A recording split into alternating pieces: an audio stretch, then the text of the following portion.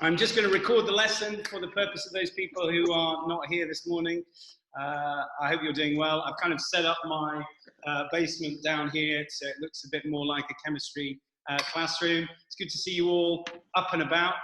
I want to continue with where we were last time to talk a little bit about alkanes and alkenes, and I want to talk a little bit more this morning about the idea of fractional distillation and how we sort of prepare these materials. So with this in mind, I'm going to try and work through some of this stuff, and hopefully you can see we're talking here a little bit about alkanes. Can anybody tell me anything about alkanes? Joe Purcell, what do you think about alkanes? Oh, they're like the hydrocarbons. Fantastic. They are examples of saturated hydrocarbons. So what we're saying here is that a hydrocarbon is a substance that contains a carbon-to-carbon single bond, and they are made up from carbon and hydrogen only. So what I've got here is I've hopefully got a screen. Hopefully you can see this in front of you. We can see that the general formula of an alkane, what I'm doing here is just looking at this. The general formula of an alkane is CnH2n plus 2.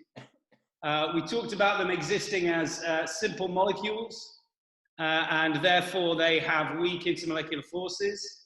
And we've got some examples here. I've drawn a couple of substances just here.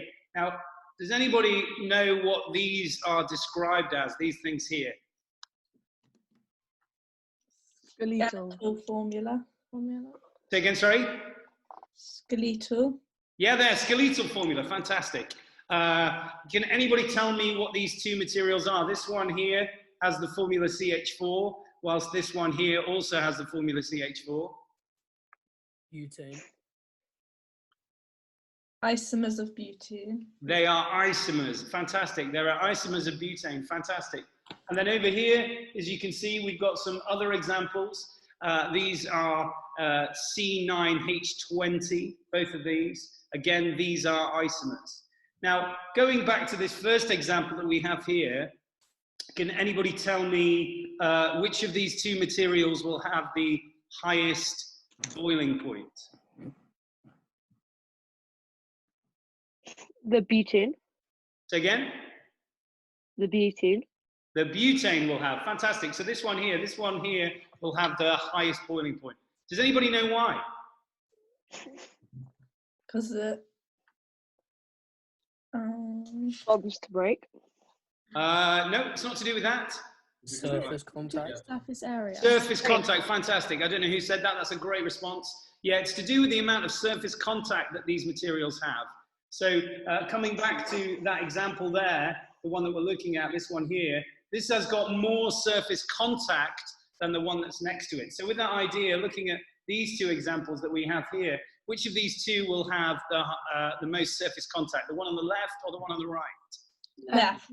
The one on the left, this bad boy. This bad boy will have the greatest surface contact, and therefore it will have the highest melting point and boiling point, because its intermolecular forces, whilst weak, will be the stronger of the two. So to summarize these ideas, alkanes are examples of saturated hydrocarbons. They're saturated because they contain carbon-to-carbon single bonds, and they're hydrocarbons because they are made up of carbon and hydrogen only. Alkanes also have the general formula CnH2n plus 2, and they form simple molecules. That's due to the covalent bonding that exists within the molecules. But it's also important to remember that there are weak intermolecular forces between the molecules. So I've drawn some molecules here. There are 4 in total. 2 on the left are both isomers of each other, and that is to say that they have the same structural formula but different displayed formulas. And we can see that here with the 4 carbons being arranged in a straight chain as opposed to being arranged in a branch chain in the second example. The same applies to the molecules of C9H20, which are on the right-hand side.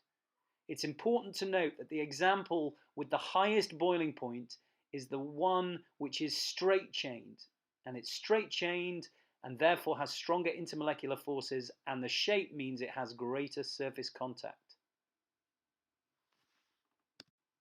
So with that in mind, we use this as a platform to then introduce the concept of fractional distillation. And to find out a little bit more about fractional distillation, we're going to use the Fuse School fractional distillation video, which is in the link in your Firefly task.